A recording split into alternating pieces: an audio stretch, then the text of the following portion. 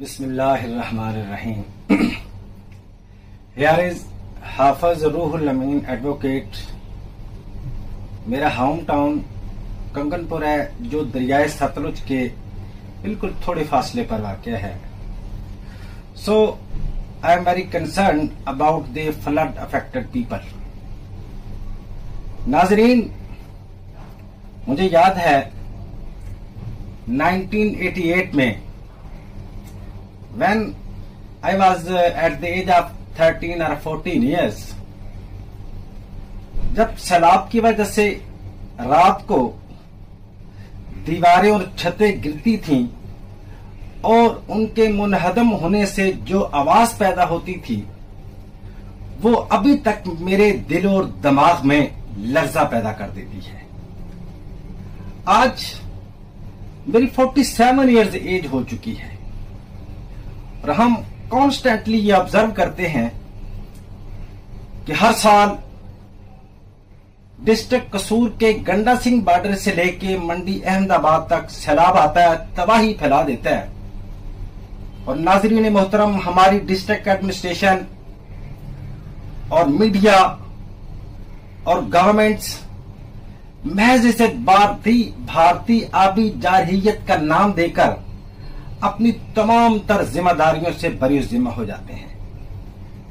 नाज़रीन मोहतरम, आज इस छोटे से व्लॉग में हम चीजों को एवेल्युएट करने की कोशिश करेंगे। District administration, district disaster management authority with the collaboration of Provincial and National Disaster Management Authority, district कसूर के गंडा सिंह बॉर्डर से मंडी अहमदाबाद के इलाकों को जो फ्लड पोर्न एरियाज हैं उनको 3 कैटेगरी में तकसीम किया है। Low level flood areas, medium level flood areas and high level flood areas. और मैं पूरी ईमानदारी से एक बात को कहता हूं कि Pakistan is a well establish state और हर तरह की डिजास्टर और कुदरती आफात से निपटने के लिए एक सिस्टमैटिक प्लान और पॉलिसी रखता है। मगर इसके बावजूद हर साल हमारे इस इलाके में और इस एरिया में इतनी तबाही और बर्बादी क्यों फैल जाती है? उसके 3 वजूहात हैं। Number 1, bad governance. Number 2, lethargy of district administration. Number 3, badly failure of district disaster management authority. आप सोचिए, अगर ये फेलियर ना हो इनके पार्ट पे, कंस्ट्रक्शन ऑफ डैम हो, बांध और इम्बैंकमेंट जो बनाए जाते हैं उनकी मुनासिब मेंटेनेंस और तामीर हो, दरियाए सतलुज के अंदर जो इन्फ्लुएंशियल लोग उनकी इंक्रोचमेंट कर लेते हैं उनको रिमूव कर दिया जाए, और प्रिकॉशनरी सेफ्टी मेजर इस तरह लिए जाएं to mitigate the effects of flood. तो बाय गॉड, ये जो फ्लड है, ये जो हमारे लिए ज़हमत है, ये रहमत भी बन सकता है। मगर नाज़रीन मोहतरम, आई एम सॉरी टू से, बैड गवर्नेंस की वजह से और करप्शन की वजह से हमें जो नतायज हासिल होना चाहिए वो नतायज हासिल नहीं हो पाते। आप देखते हैं, सुनते भी रहते हैं, लाखों करोड़ों अरबों रुपए की डोनेशन आती है, बिलियन डॉलर्स की फॉरेन फंडिंग भी होती है, लेकिन इसके बावजूद वो हमें नतायज क्यों नहीं हासिल होते? वो इसलिए हासिल नहीं होते कि जब मामलात को हम अकॉर्डिंग टू जो हार्श एंड फास्ट रूल हैं, जो एक सिस्टमैटिक प्लान है, उसके मुताबिक नहीं चलाते, बल्कि महज करप्शन की नजर सारा कुछ हो जाता है। I am not going to level the allegation of corruption against the concerned authorities, लेकिन वो मुझे नतायज नहीं मिल रहे। आज हम सवालात उठा रहे हैं, इनके जवाब भी लेंगे इंशाल्लाह। और मैं और मेरी टीम ने अपनी हद तक पूरी इसकी रिसर्च कर ली है। वो सवालात ये हैं। नंबर 1,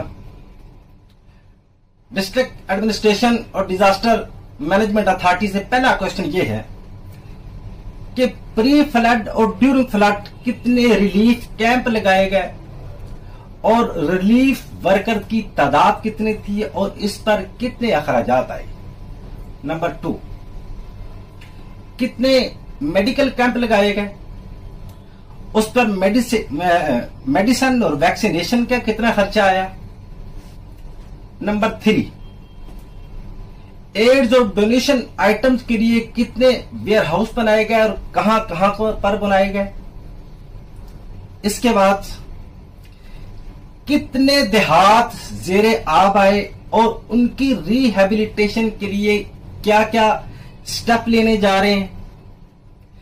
कितने एकड़ ज़राई राजी जेरे आब आई, उनमें से कितनी काबिले काश्त होगी और कितनी दरियाबुरुद हो जाएगी। और जो क्रॉप्स डैमेज हुई हैं, क्रॉस डैमेज के 1 एकड़ की फसल की कॉम्पनसेशन के लिए आपने कितना तखमीना लगाया है। लाइव स्टॉक, डेयरी और पोल्ट्री के लिए इसको रिलोकेट करने के लिए आपने कितने अखराजात किए और इसको जो फॉडर और चारा वगैरह मुहैया किया जाता है अकॉर्डिंग टू योर प्लान, उस पर कितना खर्चा आया। आपने कितनी कश्तियां वहां पर लोगों को सर्व कर रही हैं माइग्रेशन के लिए, कितने बलडोजर काम कर रहे हैं, क्रेने, एम्बुलेंस व्हीकल्स, उनकी फ्यूल की मद में कितना खर्चा आया और इंफ्रास्ट्रक्चर किस हद तक डैमेज हुआ और उसकी रिहेबिलिटेशन के लिए कितने अखराजात आएंगे। तो नाज़रीन मोहतरम, ये सारी चीजों की असेसमेंट, कॉम्पनसेशन और लोगों तक जो नीडी पीपल हैं उन तक अपनी इमदाद पहुंचाने के लिए इनका मॉडस ऑपरेंडी क्या होगा, ये हम सवाल पूछ रहे हैं। मैं being a citizen of Pakistan, सारी सिविल सोसाइटी, हम इनसे डिस्ट्रिक्ट एडमिनिस्ट्रेशन से इन सारे सवालात का जवाब लेंगे। आप मेरे साथ जुड़े रहिएगा। Thank you very much.